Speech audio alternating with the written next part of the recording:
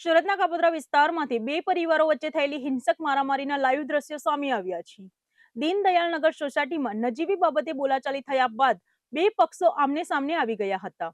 મહિલાઓ અને પુરુષો વચ્ચે જાહેરમાં થયેલી આ ધીંગાણાની ઘટનામાં બે લોકો ઈજાગ્રસ્ત થતા ચકચાર મચી ગઈ છે. સુરત શહેરમાં સામાન્ય બાબતોમાં લોકો સહનશીલતા ગુમાવી રહ્યા હોય અને કાયદો હાથમાં લઈ રહ્યા હોય તેવી ઘટનાઓમાં સતત વધારો થઈ રહ્યો છે. શહેરના કાપોદ્રા વિસ્તારમાં આવેલી દીનદયાળનગર સોસાયટીમાં બે પાડોશી પરિવારો વચ્ચે લોહિયાળ જંગ ખેલાયો હોવાની સનસનાટીભરી ઘટના સામે આવી છે. આ સમગ્ર મારામારીની ઘટના સોસાયટીમાં લાગેલા સીસીટીવી કેમેરામાં કેદ થઈ ગઈ હતી, જેના ફૂટેજ હવે સોશિયલ મીડિયામાં વાયરલ થઈ રહ્યા છે. મળતી માહિતી મુજબ દીનદયાળનગર સોસાયટીમાં સામસામે રહેતા બે પરિવારો વચ્ચે કોઈ સામાન્ય બાબતને લઈને પહેલા મૌખિક બોલાચાલી થઈ હતી. જો કે આ બોલાચાલીએ જોતજોતામાં ઉગ્ર સ્વરૂપ ધારણ કરી લીધું હતું અને વાત ગાળાગાળીથી વધીને લાકડીઓ ઉલાળવા સુધી પહોંચી ગઈ હતી. સીસીટીવી ફૂટેજમાં સ્પષ્ટ જોઈ શકાય છે કે બંને પક્ષના લોકો રસ્તા પર આવીને એકબીજા પર હિંસક હુમલો કરી રહ્યા છે. આ આખી ઘટનામાં માત્ર પુરુષો જ નહીં પરંતુ બંને પક્ષની મહિલાઓ પણ એકબીજા સાથે ગુથ્થાગુથ્થી કરતી અને મારામારી કરતી દ્રશ્યોમાં કેદ થઈ છે. રસ્તા પર જાહેરમાં થયેલા આ ઢીંગાણાના કારણે સોસાયટીઓમાં ભયનો માહોલ વ્યાપી ગયો છે અને આસપાસના લોકો તમાશો જોતા ઉભા રહી ગયા હતા. આ હિંસક ઝઘડામાં બંને પક્ષે થઈને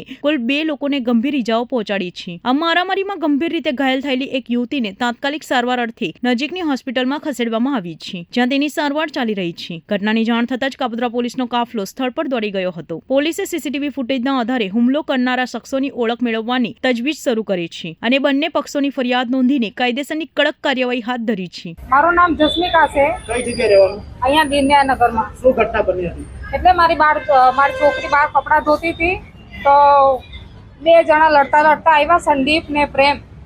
તો જોરમાં ઉચકીને સાયકલ લાવી તો મારી છોકરી બહાર કપડાં ધોતી હતી તો એને વાગ્યું ને એના પપ્પા ઘરમાં હૂતેલા હતા. તો એના પપ્પાએ કીધું કે જરાક શું કરતો છે તું, એમ કે મારી છોકરીને વાગ્યું તને દેખાતું નથી.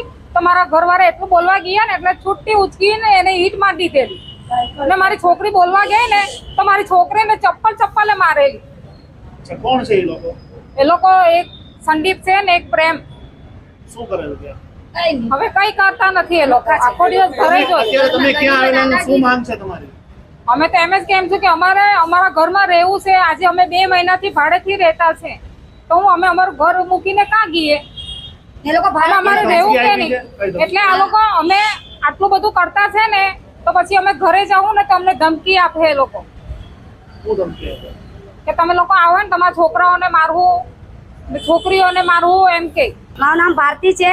ભારતીબેન, શું ક્યાં રહેવાનું? શું ઘટના બની? મારું અહીંયા જ લેવાનું છે દીનદયાળનગરમાં. ત્યાં રહેતી 2 મહિનાથી અમને હવે અહીંયા કલ્યાણ કુટીમાં વહી ગઈ છું. અમારા છોકરાને હેરાન કરે, આવતા જાવતા ગારું દે લો. પ્રેમ, સંદીપ ને આ બધા છોકરોને ગંદી ગારું દે. તમને આમ કરે. અમે આખો દિવસ કામે છીએ, આ સોસાયટીમાં અમે કામ કરતા છીએ. આ લોકો જ્યારે હોય ત્યારે માં બેન પછી ગંદી નાગું ગપે છોકરા સેન કરે તો છોકરાને હાલતા વાલતા મારે. જુવાન છોકરાનું નામ લે હે બહાર નીકળવાનું મુશ્કેલ હોય. જુગાર, ચાકુ, ચૂડા બતાવે એમ કે તમે પોલીસને ચાકુ ગાળી દેવાય. મેં કેમેરા મૂકી દીધા એ લોકોના લીધે. તેઓ મેં કંટાળી ગઈ ને મેં અહીંયા રહેવા વહી ગઈ. અમને બીજું કાંઈ જોતું નથી. આ લોકો ભાડાની રૂમમાં રહીને આટલી દાદાગીરી. અમે અમારું ખુદનું ઘર બચપનથી અમારું ઘર તા છે. આ આજકાલના ઘૂસેલા છે. આ આવી ત્યાંની અમારી ગલી ખરાબ થઈ ગઈ છે એટલે આ લોકોને તમે અમને ઇન્સાફ જોઈ, બીજું કઈ નહીં. પોલીસવાળા શું? પોલીસવાળા કઈ કરતા કે તમે કંટાળી ગયા. પોલીસવાળા એમ કે તમે ભાડાનો રૂમ લેવો એમ કે. આ પોલીસવાળા એવું કે કે તમે નીકળી જવાનું હું આવા એરિયામાં રહે એમ કે. ખાલી પુકતના એમ કે. એને કે મારું હોય ને મરદની પેટે તો આંબે આવીને માર. આવા હું મારા માણસો મોકલતે મારા છોકરાને તું તારી ઘરમાં જોઈ મારા હમે આવ ત્યાં તને બતાવ અંગો લે તો